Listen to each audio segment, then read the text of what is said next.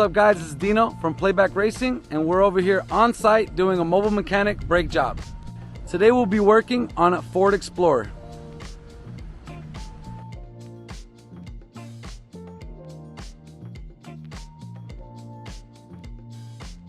Here we have the rear brake disc setup, which will be essentially the same front or rear in functionality and form. So this video will be good for you doing front or rear brakes. And what we're going to do is we're going to change the rotors.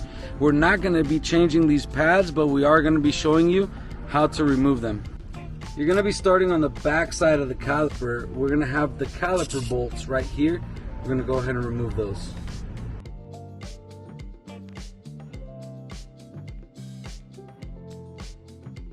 After you remove that one bottom bolt, we're going to go ahead and flip it up. And at this point, you can remove and change your pads. In our situation particularly, we're changing the rotor as well. So we're going to be removing these brackets, and that is held by these bracket bolts.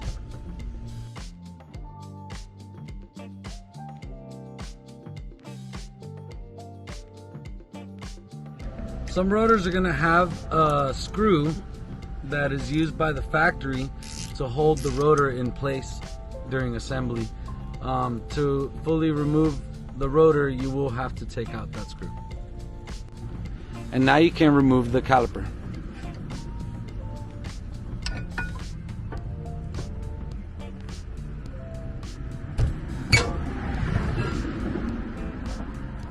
Now that we have everything taken apart and the rotor off, it's a good time to inspect the bushings of your suspension components, see if the shock is leaking at all, and just to make sure overall that nothing is loose. With the new rotor in place, go ahead and secure that screw.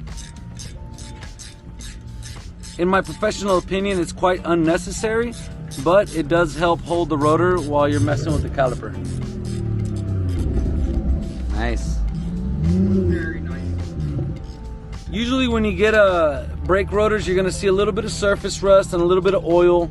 They do this, they do the oiling at the factory so that you don't get any flash rusting while it sits on the shelf.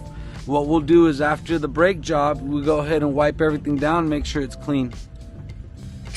The caliper is back on. We're just going to go ahead and tighten the caliper bolts and the bolt down here that holds the caliper to the bracket.